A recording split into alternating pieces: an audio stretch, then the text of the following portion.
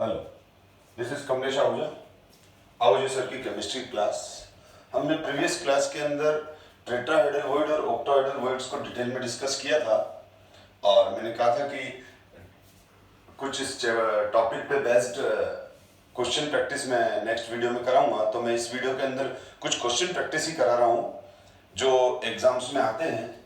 और जो मैं प्रीवियस वीडियो में डिस्कस कर चुका हूँ वो ये डिस्कस कर चुका हूँ कि जो नंबर ऑफ टेट्राहेड्रल वॉइड्स हैं, नंबर ऑफ, ये आप ध्यान रखें, number of tetrahedral voids, number of T voids कितनी होती है?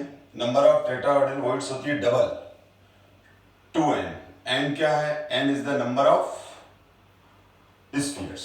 यानी जैसे एफसीसी था तो एक एफसीसी यूनिट सेल में एफसीसी में z की वैल्यू कितनी थी? 4। और टेट्राहेड्रल वॉइड्स कितनी थी? टी वॉइड्स मतलब टेट्राहेड्रल वॉइड्स 8 थी। ठीक है ना? तो अपन इसको 2n भी लिख सकते हैं या फिर 2 into z। z is the number of sphere. तो आप n ही लो क्योंकि जनरली क्वेश्चन के अंदर n नंबर ऑफ स्फीयर्स हैं। तो किस केस में क्लियर कर रहा हूं मैं। और नंबर ऑफ ओवॉइड्स मतलब ऑक्टाहेड्रल वॉइड्स कितनी है? Number of atoms. ये क्या है? वेयर n इक्वल्स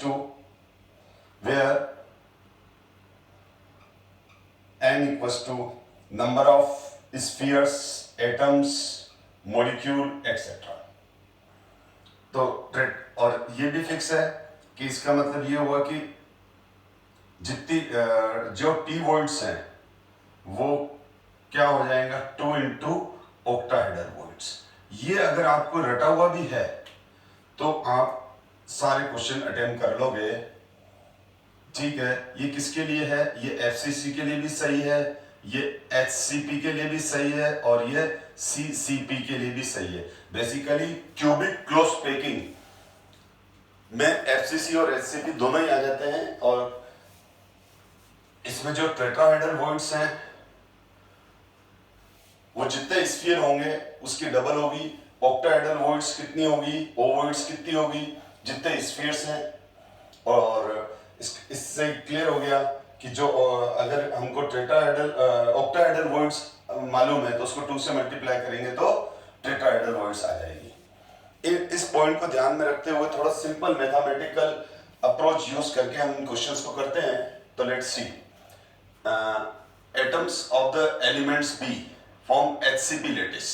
यानी यहां पर ये क्या बोल रहे हैं? जो बी है, बी को हम क्या ले रहे हैं? बी HCP लेटिस है। B is the HCP lattice. अब बी HCP लेटिस है and those of element A occupy कर रहा है 2/3 of the tetrahedral voids. 2/3 of the tetrahedral voids.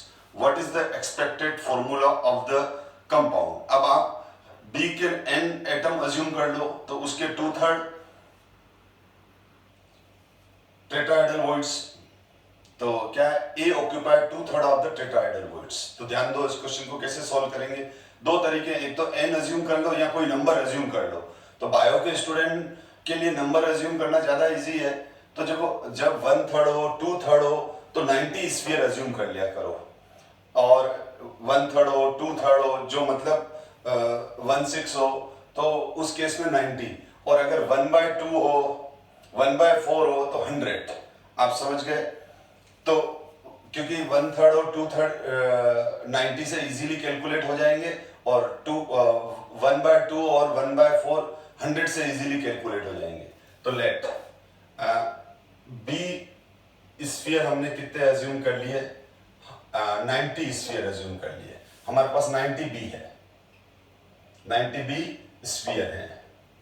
तो 90 बी स्फीयर होंगे तो टी वॉइड्स कितनी होगी? टी वॉइड्स हो जाएगी 180 टेट्राहेड्रल वॉइड्स हो जाएगी। Is it clear? क्योंकि मैं क्लियर कर चुका हूं और मैं ये यहां पर लिखा हुआ है कि नंबर ऑफ टेट्राहेड्रल वॉइड्स कितनी होती है? डबल होती है जितने स्फीयर होते हैं।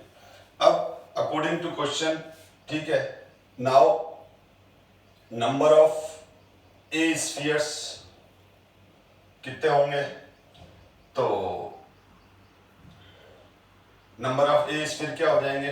2/3 ऑफ द टेट्राहेड्रल वॉइड्स। क्या लिखा हुआ है? A occupied 2/3 of the tetrahedral voids. तो 180 का 2/3 कितना हो जाएगा? 120।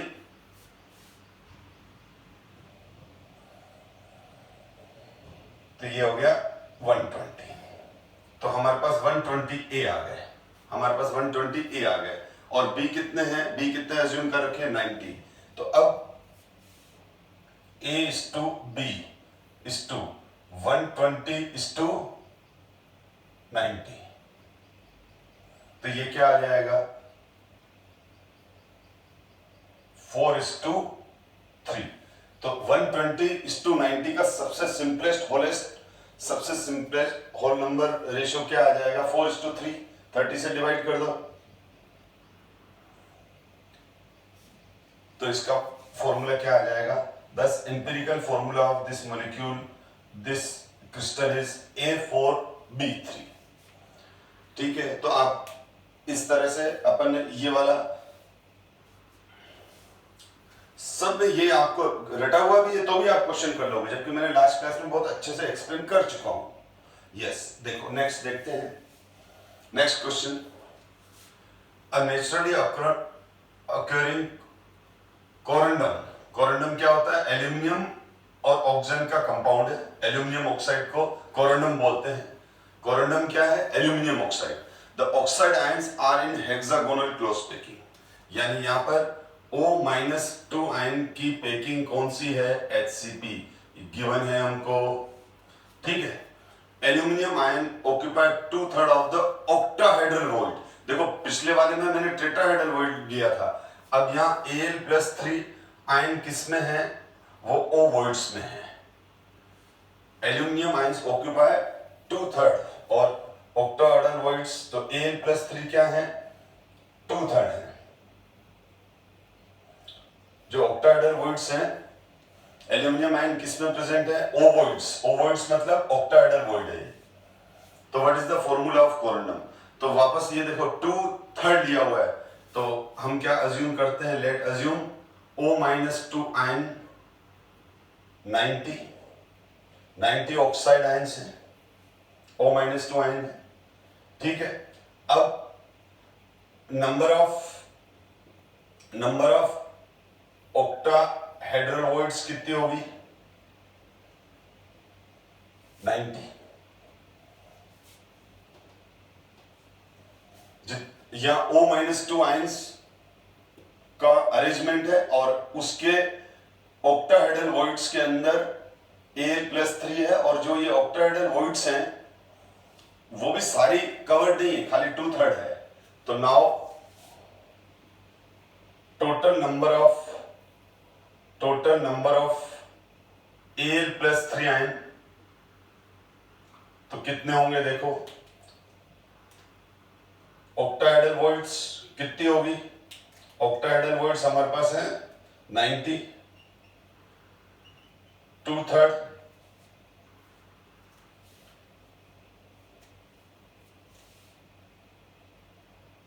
तो 90 इंटू 2/3, तो ये आ गया 180 डिवाइड बाय 3, 60। तो ये हमारे पास 60 Al+3 आयन आ गए। 60 तो क्या आ गया हमारे पास? Al+3 आयन आ गए। समझ गए? क्वेश्चन यहीं से सॉल्व हो गया बेटा। O-2 HCP एल्यूमिनियम+3 कितने हैं? ऑक्टाहेड्रल वॉइड्स जितनी है उसके 2/3 है, क्योंकि 2/3 ऑक्टाहेड्रल वॉइड्स के अंदर ही Al+3 है, बाकी रिमेनिंग वैकेंट है। O-2 आयन 90 हो गए, तो नंबर ऑफ ऑक्टाहेड्रल वॉइड्स भी 90 आ जाएगी। तो now total number of Al+3 90 का 2/3 60।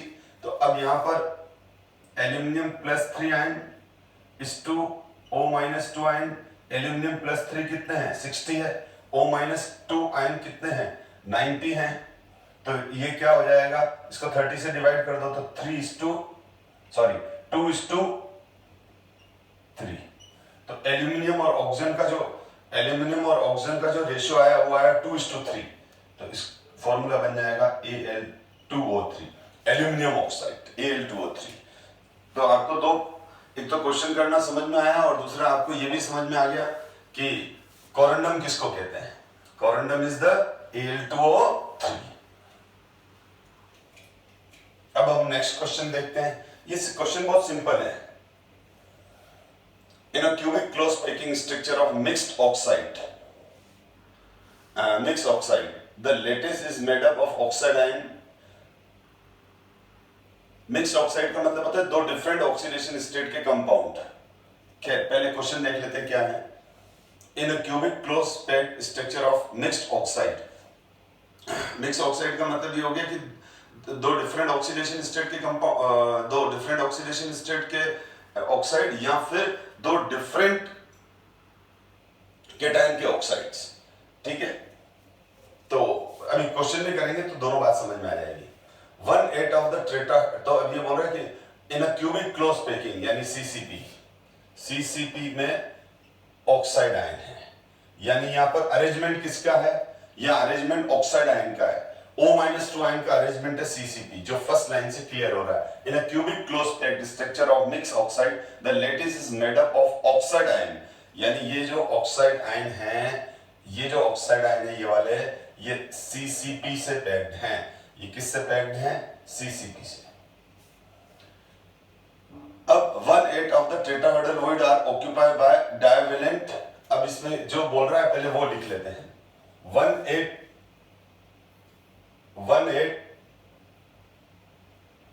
कहां गया? 1/8 of the tetrahedral voids are occupied by T voids occupied by divalent ion A+2। A+2 1/8 tetrahedral void में A+2 आयन है, while 1/2 of the octahedral voids, while 1/2 the octahedral voids are occupied by trivalent B+3।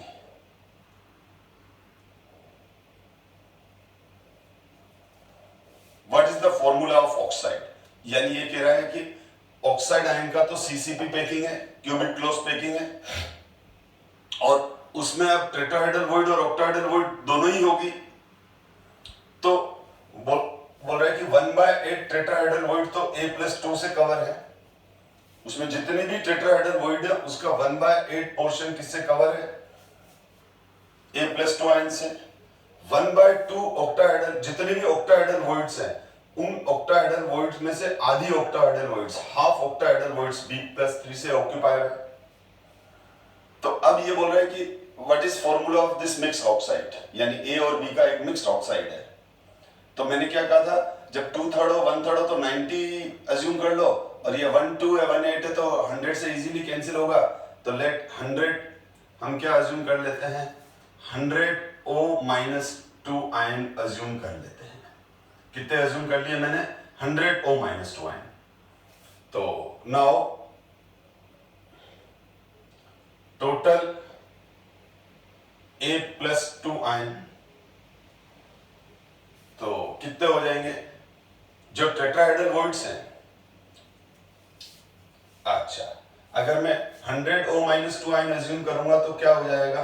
100O-2 ion assume करूंगा तो 200 तो T voids होगी and 100 O voids होगी। O voids का मतलब octahedral voids. ठीक है, तो ये अलग से लिख लिया मैंने यहां। तो अब अपन सबसे पहले क्या देख रहे हैं? Now total number of A+2 ion. तो हमारे पास टेट्राहेड्रल वॉइड्स कितनी है? 200 ये, और उसमें 200 में से 1/8 पार्ट, 1/8 पार्ट किससे कवर है? 1/8 पार्ट खाली 200 में से 200 में से 1/8 टेट्राहेड्रल वॉइड्स ऐसी है जिसमें A+2 आयन पड़ा है, बाकी खाली है। तो ये कितना आ गया? 25 आ गया। 200 डिवाइड बाय 25, और now total number of, now total number of b plus 3 ion, ये b प्लस किस में है, क्लियर है, 1/2 ऑफ ऑक्टाहेड्रल वॉइड्स ये लिखा हुआ है। तो ऑक्टाहेड्रल वॉइड्स कितनी होगी 100, क्योंकि ये 100 अज्यूम किया है 100। लेकिन क्या 100 ही ऑक्टाहेड्रल वॉइड्स के अंदर b प्लस 3 है? नहीं, जितने ऑक्टाहेड्रल वॉइड्स है उसका 50% पार्ट 1/2 पार्ट ऑक्टाहेड्रल वॉइड्स में b प्लस 2 है। तो यहाँ किससे डिवाइड करेंगे, हाफ से, मतलब इसका हाफ कर दिया तो कितना आ जाएगा 50। तो हमारे पास क्या आ गया, हमारे पास आ गया A:B:O। ए की वैल्यू कितनी आ गई, ए की वैल्यू 25 हो गई, ये रही ए की वैल्यू, ये आ गई हमारे पास B प्लस, ठीक है। तो 25 is to 50 is to 100। अब मैं अगर इसका सिंपलेस्ट रेशो बनाऊं तो ऑब्वियसली साफ दिख रहा है, ये रेशियो आ जाएगा 1:2:4। तो फॉर्मूला क्या बन जाएगा, formula would be AB:2O4, AB:2O4 ये लिखा हुआ है AB:2O4। तो इसका आंसर हो जाएगा AB:2O4। और अगर आपको वापस देखना हो तो पोस्ट करके एक बार वापस देख लो। अब हम नेक्स्ट क्वेश्चन की तरफ बढ़ते हैं।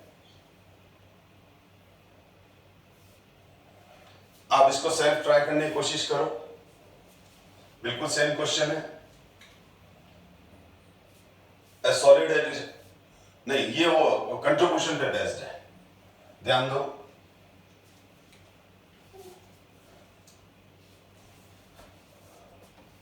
A solid has a structure in which A atom are located at the corner।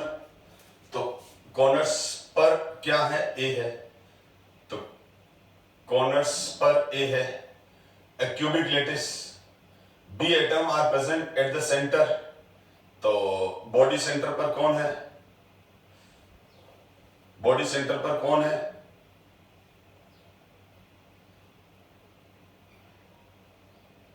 B, and C atoms are B atoms are present at the center of edge, center of edge। और C atoms कहाँ हैं, ये as centre है, ठीक है। और C atoms कहाँ हैं, C है बॉडी सेंटर।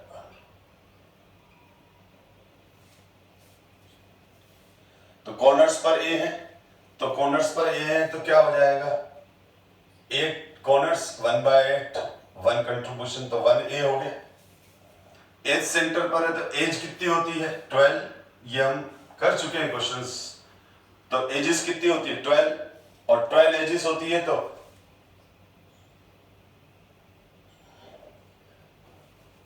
ये 1 2 3 4 5 6 7 8 9 10 11 12 एजेस। और एजेस पर क्या है, ये एजेस पर तो है B, और एज पर जब B होता है तो एज पर जब B होता है तो इसका कंट्रीब्यूशन ईच क्यूब के लिए कितना हो जाता है 1/4, क्योंकि ये 4 क्यूब्स के अंदर कंट्रीब्यूटेड है। और कॉर्नर्स पर क्या अवेलेबल है, कॉर्नर्स पर तो A है,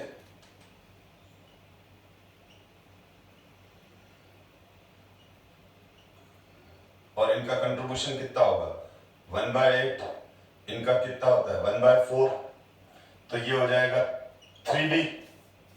और जो C है, C जो है वो एग्जैक्टली कहां पड़ा है, C इज ये राशि बॉडी सेंटर में। तो C तो एक ही होगा और वो अंदर ही किसी के साथ कंट्रीब्यूशन में नहीं है, तो ये 1C हो गया।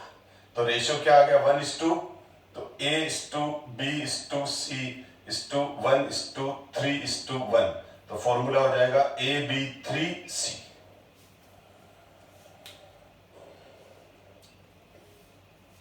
नेक्स्ट क्वेश्चन देखते हैं, आगे क्वेश्चन का लेवल बढ़ जाएगा। ये एनसीईआरटी बुक का क्वेश्चन है। इसमें देखो आप, a compound is formed by two elements M and N. The N forms CCP. तो जो N बन रहा है वो N क्या है? N है CCP. And M occupy 1/3 of the tetrahedral voids. 1/3 of the tetrahedral voids. 1/3 of the tetrahedral voids. तो 1/3 है, तो अब अज्यूम क्या कर रहा हूं मैं? N को कितना, number of N atoms 90 assume कर लिए, तो नंबर ऑफ टेट्राहेड्रल वॉइड्स कितनी आ जाएगी? 180। नंबर ऑफ ऑक्टाहेड्रल वॉइड्स कितनी आ जाएगी? 90। पर ऑक्टाहेड्रल वॉइड्स का कोई मतलब नहीं है इस क्वेश्चन में, तो अब क्या हो जाएगा? सिंपल सा क्वेश्चन हो गया। Now number of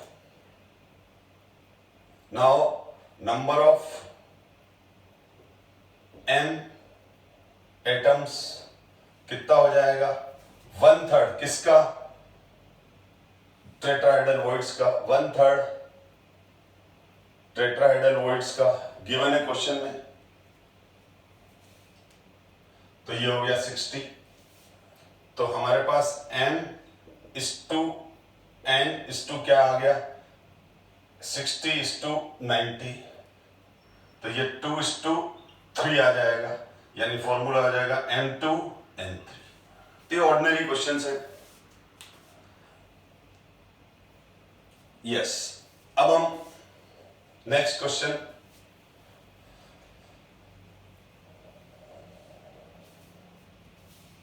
the length of unit cell of body centre metallic crystal is 352 picometre. ये क्वेश्चन इसलिए करा रहा हूं क्योंकि मेरे से बच्चे अधिकतर क्रॉस क्वेश्चन करते हैं या अधिकतर कंफ्यूज रहते हैं, सर आप पढ़ाते रहे पर क्वेश्चन कैसे आते हैं? तो वो मैं बता रहा हूं, क्वेश्चन ऐसे आते हैं। इस चैप्टर की ब्यूटी ये है कि ये चैप्टर भले 3D है, एक बार समझने में थोड़ा अजीब लगता है, लेकिन अंडरस्टैंडिंग के बाद इसमें याद कुछ नहीं रखना पड़ता, लिमिटेड चीजें ही याद रखनी पड़ती है। ट्रिक्स और फॉर्मूले याद रख लो, और कुछ बेसिक चीजें जैसे सिंपल क्यूबिक, बीसीसी और एफसीसी के कुछ प्रॉपर्ली स्ट्रक्चर अच्छे से माइंड में होने चाहिए। बाकी क्वेश्चन तो इस तरह से आते हैं एग्जाम में, क्वेश्चन करना बहुत इजी है इस चैप्टर के। तो ये स्कोरिंग चैप्टर है। अब इसमें देखो, the length of unit cell BCC metallic crystal is 3। अब यूनिट सेल दे रखी है हमको, तो calculate the radius of an atom of the metal. तो अब देखो हमको इसमें बीसीसी में, ये बीसीसी वैसे मैं करा चुका हूं ये सारी चीजें प्रीवियस क्लासेस के अंदर। तो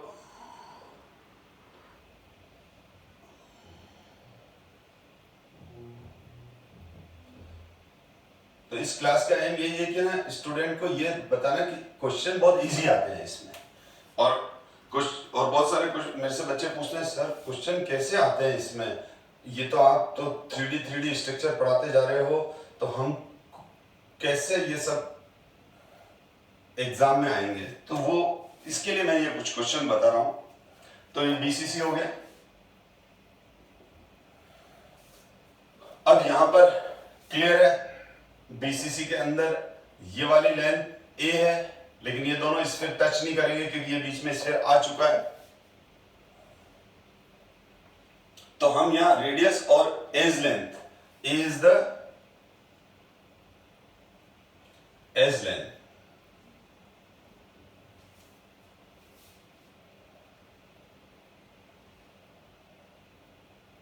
ठीक। तो हमको ए की वैल्यू कितनी गिवन है? हमको ए की वैल्यू गिवन है, ये वाली वैल्यू गिवन है, ये वाली वैल्यू गिवन है हमको 352। कितनी गिवन है? 352 पिकोमीटर में। अब हम इसमें ये क्या आ गया? बॉडी डायगोनल, और दिस बॉडी डायगोनल इज, ये बॉडी डायगोनल आ गया। तो ये बॉडी डायगोनल किसके बराबर होगा? √3a के। पाइथागोरस थ्योरम से निकलता है। लेकिन आप रट लो, बॉडी डायगोनल √3 है और face diagonal √2a, a is the edge length.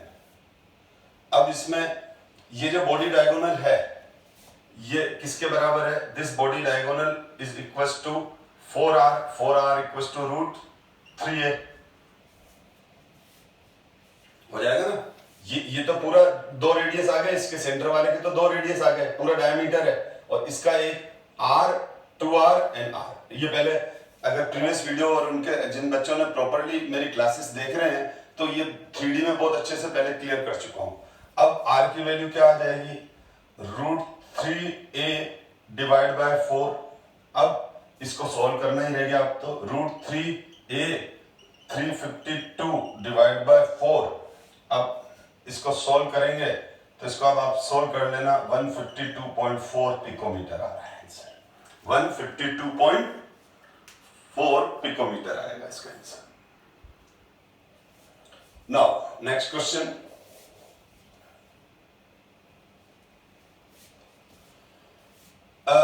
Element X crystallise FCC। तो एक क्रिस्टल FCC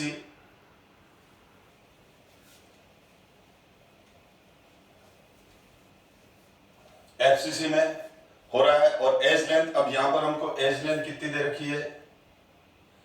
एज लेंथ दे रखी है 150 picometre. What is the radius and nearest? तो D नियरेस्ट नेबर, हमेशा मैंने आपको कहा था D equals to always 2r। तो ये भी पिछले टाइप वाला ही क्वेश्चन है, खाली ये FCC के लिए आ गया, तो इसमें हम फेस डायगोनल लेंगे बस। दोनों क्वेश्चन सेम है।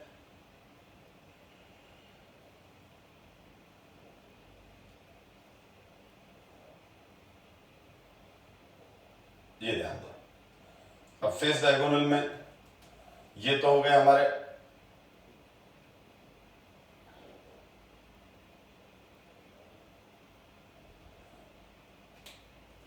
और ये फेस डायगोनल रेड वाले फेस पर है, सॉरी फेस सेंटर पर है। तो मैं ये फ्रंट वाला फेस ले लेता हूं। अगर मैं ये फ्रंट वाला फेस ले लूंगा तो ये फ्रंट वाला फेस ये आ गया,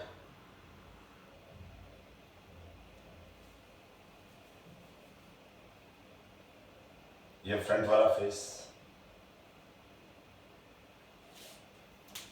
बीच में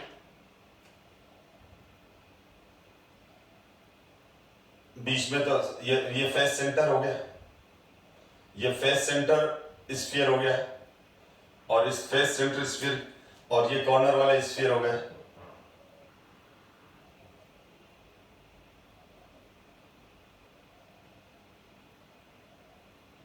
सब आइडेंटिकल स्फीयर है। अब यहाँ ठीक है, हम जल्दी जल्दी बनाते हैं तो थोड़ा आइडेंटिकल नहीं दिख रहे, पर ये आइडेंटिकल स्फीयर ही है। अब यहाँ पर क्या हो गया? ये तो इसका सेंटर हो गया, इसका ये 3 सेंटर हो गए। अब ये फेस डायगोनल हो गया। तो ये जो फेस डायगोनल हुआ, ये फेस डायगोनल किसके बराबर आ जाएगा? फेस डायगोनल किसके बराबर होगा? √2 है। और ये फेस डायगोनल क्लियर नजर आ रहा है, ये r, ये 2r, ये r। तो ये फेस डायगोनल किसके बराबर होगा? 4r। BCC में बॉडी डायगोनल 4r के बराबर होता है, FCC में फेस डायगोनल 4r के बराबर होता है, 2a। अब इससे r की वैल्यू आ जाएगी, r इक्वल्स टू क्या आ जाएगा? √2a/4।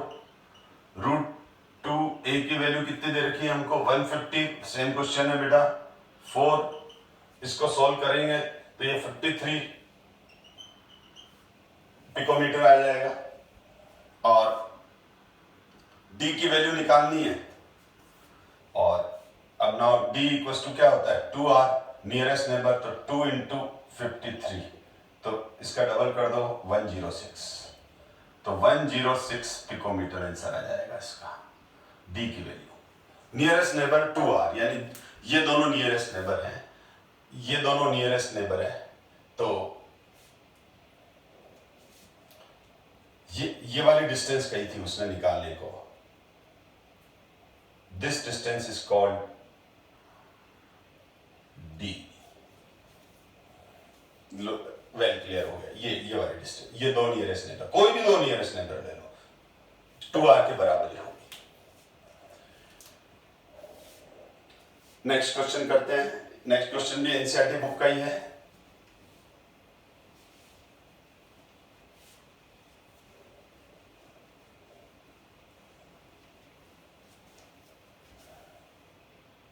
यस, ये क्वेश्चन एनसीईआरटी 1.14 है। If the radius of the octahedral void is r and radius of the atoms in close packing is capital R, derive relation between r and r। यानी आप question ध्यान से पढ़ लो। ये बोल रहे हैं कि octahedral void क्या होती है? octahedral void ये होती है, क्लियर कर देता हूं मैं एक बार।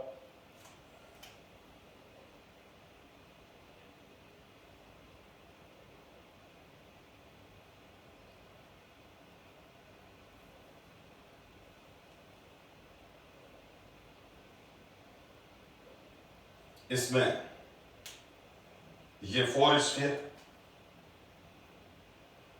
अच्छा ये स्फीयर सब एक दूसरे को टच करते हैं। ये अब तो इतना चैप्टर पढ़ चुके हैं तो आपको क्लियर है। ये तो इनके सेंटर्स को बता रहे हैं, और एक ऊपर होगा एक नीचे होगा।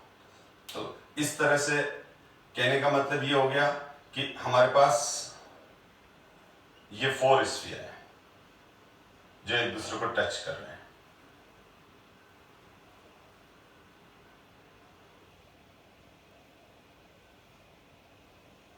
ये 4 स्फीयर हैं, 1 2 3 4, 1 2 3 4, ये स्क्वायर वॉइड है। तो लेकिन हम स्क्वायर वॉइड की बात नहीं कर रहे हैं। अब इस डायग्राम से क्लियर है कि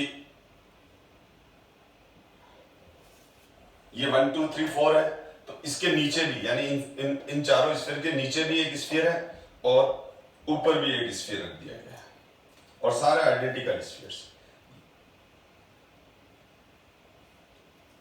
तो ये वाला स्फीयर हो गया, ये वाला, ये ऊपर वाला। इसी तरह से इन चारों स्फीयर के नीचे स्फीयर भी है जो दिख नहीं रहा है इस 2D में, यहां तो दिख ही रहा है। तो अब इन चारों, और ये 1 2 3 4, और ये अब ऊपर वाला 5th और नीचे वाला 6, इन सारे स्फीयर्स के बीच में जो ये स्पेस है, this space is called octahedral void. Octahedral void, ये है ऑक्टाहेड्रल वॉइड।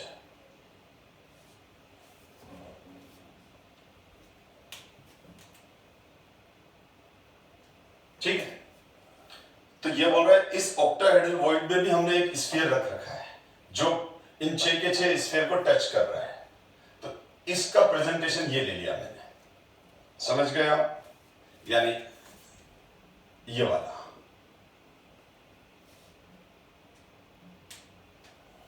बन गया ऑक्टाहेड्रल, बन गया ऐसा कैसे? ये एक ही बात है।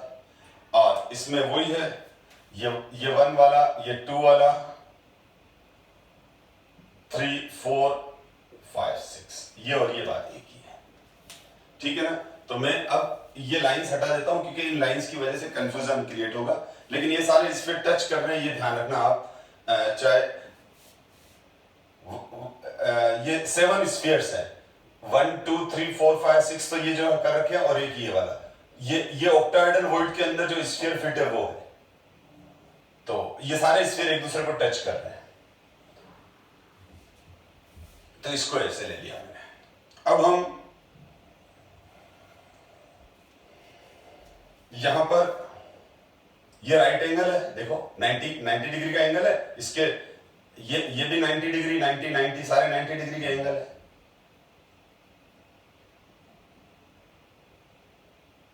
ये 90 डिग्री का एंगल है, दोनों ब्लैक लाइंस के बीच में 90 डिग्री का एंगल है। अब मैं इसको मिला देता हूं, तो ये राइट एंगल बन गया, पाइथागोरम थ्योरम लग जाएगा। इसको मैं P ले लेता हूं, इसको मैं Q ले लेता हूं और इसको मैं O ले लेता हूं।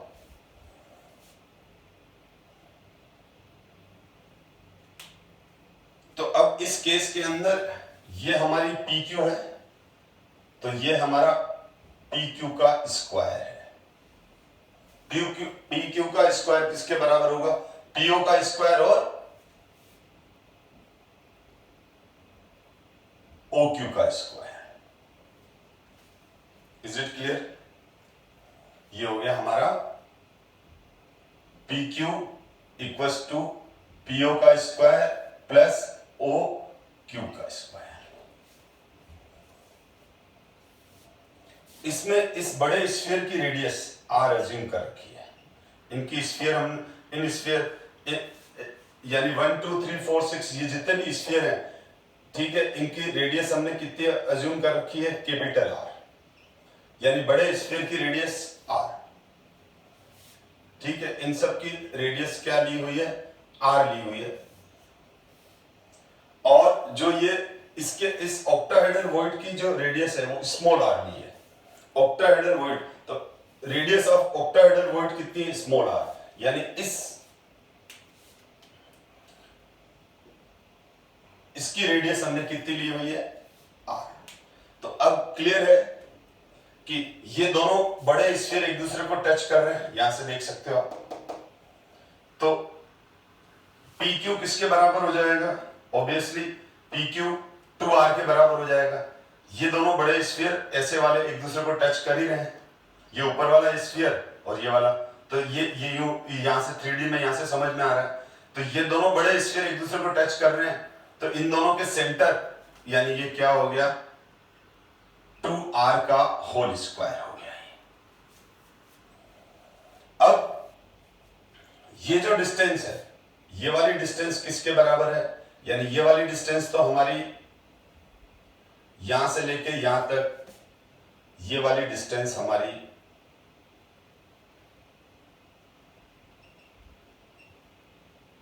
r है। ये वाली डिस्टेंस हमारी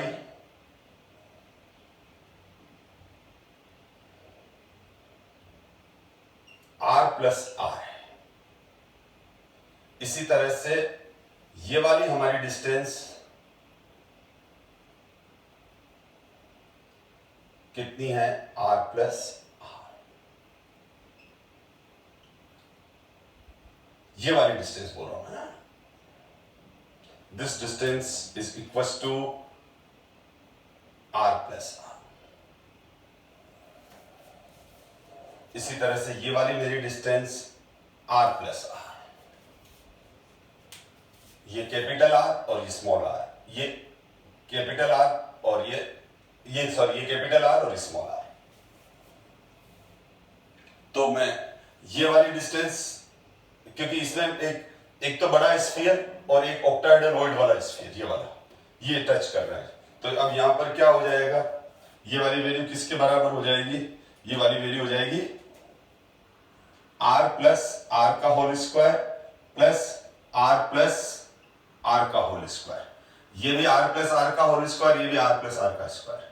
अब मैं अगर इसको सोल्व करूं तो ये क्या हो जाएगा? 2r स्क्वायर और ये r प्लस r का square plus r plus r का स्क्वायर, तो क्या हो जाएगा? 2r प्लस r का होल स्क्वायर हो जाएगा। अब मैं इसको ऐसे लिख सकता हूं, तो ये क्या आ जाएगा? 4r स्क्वायर, और इधर से ये 2 से 2 कैंसिल कर दिया तो हमारे पास ये आ गया 2r square equals to r plus r का होल स्क्वायर। आप ध्यान से देखो, इतनी मैथमेटिक्स मैं अज्यूम करता हूं कि आपको आती है।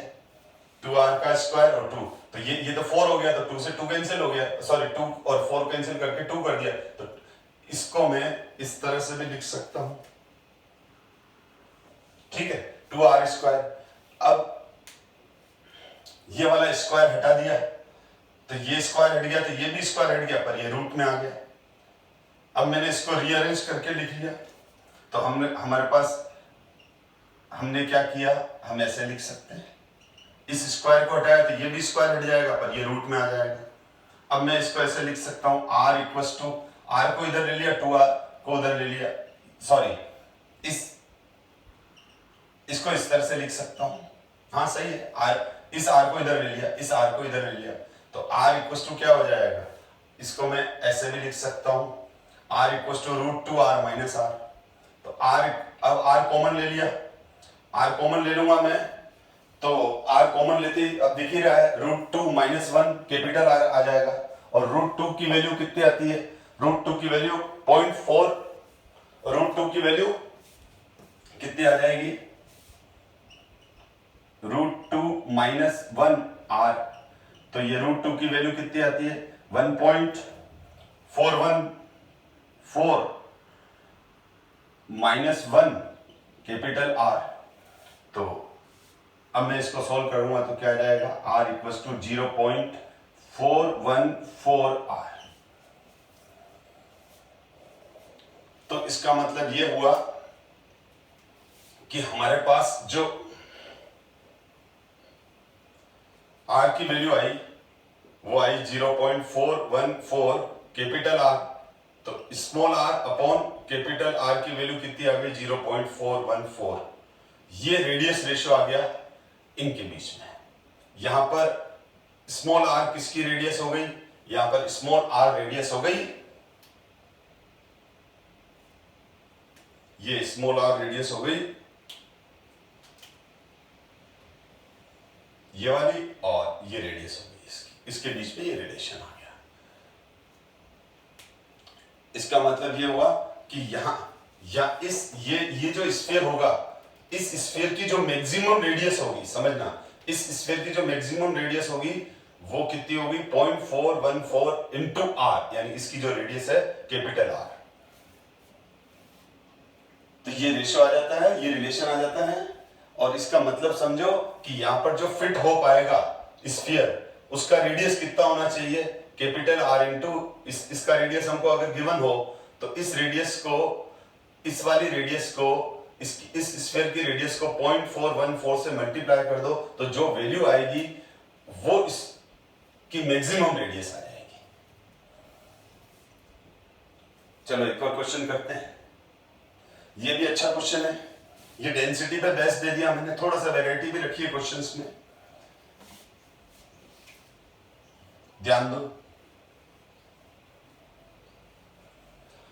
अब इसमें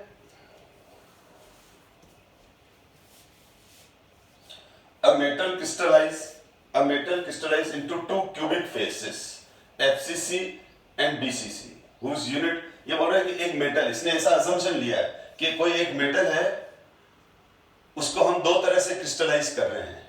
एक तो एक मतलब मेटल हुआ, यहां ले लेते हैं, ये मेटल है, इस मेटल को हम दो तरह से क्रिस्टलाइज कर रहे हैं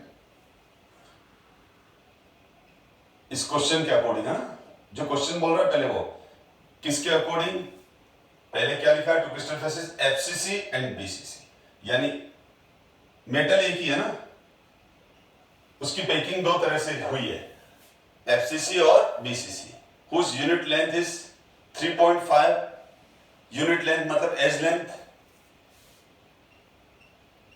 तो इस केस में जो एज लेंथ है,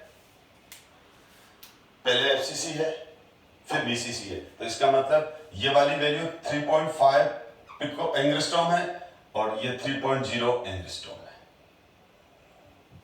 respectively. Calculate the ratio of density of FCC and BCC. अब ये क्वेश्चन क्या बोल रहा है, calculate the ratio of density of FCC upon density of BCC, ये पूछ रहा है क्वेश्चन। ये है क्वेश्चन को फिर से समझो, बोल रहा है एक मेटल है, उसको हम एक बार हमने, एक मेटल है तो हमने उस मेटल के दो सैंपल कर दिए, एक सैंपल को तो हमने एफसीसी में क्रिस्टलाइज किया, दूसरे को बीसीसी में क्रिस्टलाइज किया। जब हमने उसको एफसीसी में क्रिस्टलाइज किया तब उसकी एज लेंथ आई 3.5 एंगस्ट्रॉम, और जब बीसीसी में क्रिस्टलाइज किया तो उसका आया 3 एंगस्ट्रॉम। अब ये बोल रहा है कि इन है मेटल एक ही है, पर लेकिन पैकिंग अरेंजमेंट डिफरेंट हो गया, टाइप ऑफ पैकिंग डिफरेंट हो गई, तो दोनों क्रिस्टल की डेंसिटी डिफरेंट हो जाएगी, ऑब्वियसली डिफरेंट हो जाएगी, क्योंकि आपको मालूम है एफसीसी का पैकिंग फ्रैक्शन 74% होता है, एफसीसी का पैकिंग फ्रिक्शन 74% होता है, यानी एफसीसी ज्यादा कॉम्पैक्ट पैक होती है, यानी एफसीसी का डेंसिटी ज्यादा होगा। बीसीसी का जो पैकिंग फ्रिक्शन होता है वो होता है 68%, ठीक है ना। इसका तो क्या होता है, इसका जो पैकिंग फ्रिक्शन कितना होता है, इसका पैकिंग फ्रिक्शन होता है 74%, यानी 0.74, और इसका जो पैकिंग फ्रिक्शन है वो कितना होता है 68%। हम कर चुके हैं ये, तो ऑब्वियसली दोनों का डेंसिटी भी अलग अलग होगा, क्योंकि एफसीसी में मास ज्यादा होता है तो डेंसिटी एफसीसी की ज्यादा होने वाली है, पर एग्जैक्ट क्या रेशियो आएगा वो हमको डिस्कस करना है इस क्वेश्चन के अकॉर्डिंग। तो सबसे पहले हम डेंसिटी का फॉर्मूला लिख देते हैं, या रेशियो निकालना है इसलिए यूनिट की कोई प्रॉब्लम नहीं है। तो डेंसिटी ऑफ एफसीसी तो क्या था, Z1M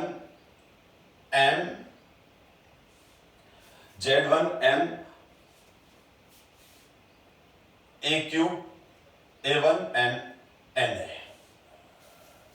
डेंसिटी का फॉर्मूला क्या था, डेंसिटी का फॉर्मूला मैं बता चुका हूं, Z number of sphere, number of contributing sphere in the lattice unit cell,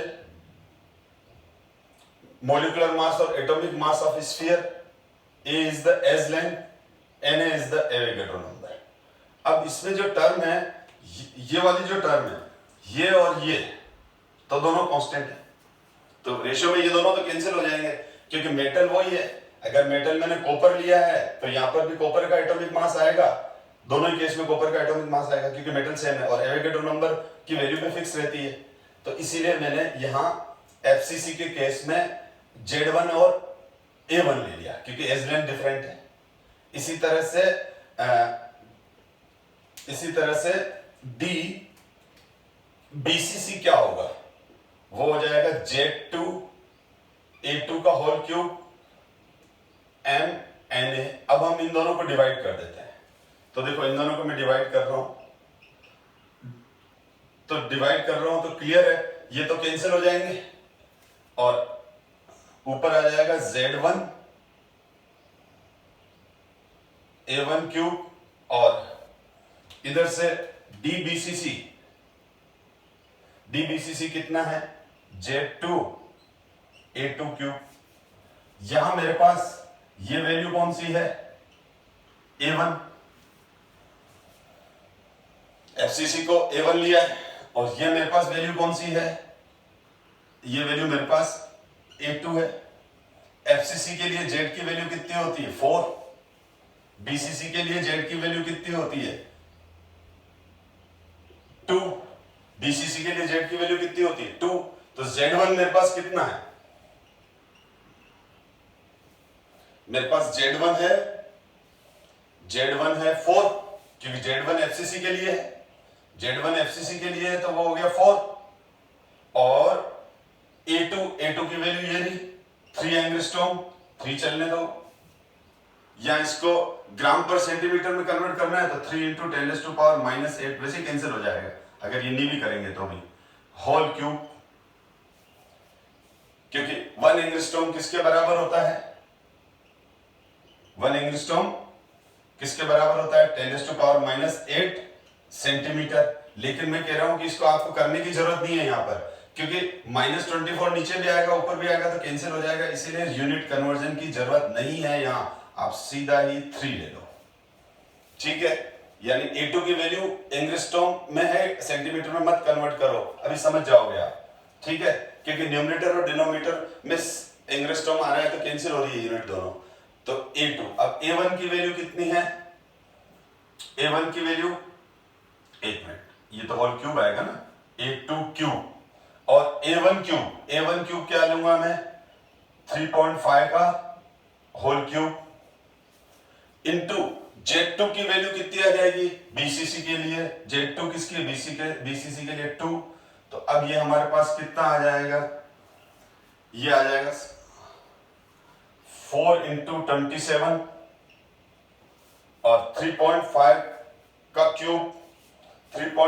cube करना पड़ेगा, तो आप एक बार कर लेना इसको, 3.5 का क्यूब, और 1 मिनट ये क्यों करो मैं, ये 2 हो गया, ये तो हो गया 2, तो यहां कर लेते हैं 2 × 27 और डिवाइड बाय 3.5 का होल क्यूब, तो तो 54 डिवाइड बाय 3.5 का होल क्यूब। ये जो आंसर है मुझे याद है 1.25 आता है इसका आंसर। कितना आता है? तो आप सोल्व करना, 100% इसका आंसर आ जाएगा 2.5। तो आ गया। और इसे 54 डिवाइड बाय 3.5 का होल क्यूब यहाँ करूंगा तो थोड़ा टाइम लग जाएगा मुझे, तो मैं डायरेक्ट आंसर लिख रहा हूं। आपको अप्रोच समझ में आनी चाहिए, आप देख लो। और कभी कोई चीज समझ में नहीं आए तो वीडियो को बार बार बोलता हूं, पॉज करके 2 मिनट उसको सॉल्यूशन को ध्यान से देखोगे तो समझ में आ जाएगा, या रिमाइंड करके वापस समझ लो। इसका मतलब क्या हुआ, इससे एक बात और क्लियर हो गई कि जो हमारे पास आंसर आया वो क्या आया? आंसर आया DFCC अपॉन DBCC कितना आया? 1.25, यानी DFCC इक्वल्स टू 1.25 इंटू, तो इससे ये क्लियर हो रहा है कि FCC की डेंसिटी ज्यादा होगी। किससे? FCC की डेंसिटी हमेशा 10, therefore FCC density is greater than BCC। कभी कभी आपको ये आ जाए कि आप जस्टिफाई करो कि FCC की डेंसिटी ज्यादा होती है BCC से, तो एक तो पैकिंग फ्रैक्शन से बता सकते हो और दूसरा इस तरह से रेशियो से भी बता सकते हो। एनीवे, तो इस तरह से मैंने आपको अलग अलग तरह के क्वेश्चन कराया। और डेंसिटी पे तो डायरेक्ट फॉर्मूला बेस्ड क्वेश्चन आते हैं, जो मैं प्रीवियस क्लास में भी डेंसिटी का क्वेश्चन करा चुका हूं मैं। तो इस तरह के क्वेश्चन आते हैं। अब हम नेक्स्ट क्लास में नेक्स्ट टॉपिक को लेके सॉलिड स्टेट में मिलेंगे। So thank you so much.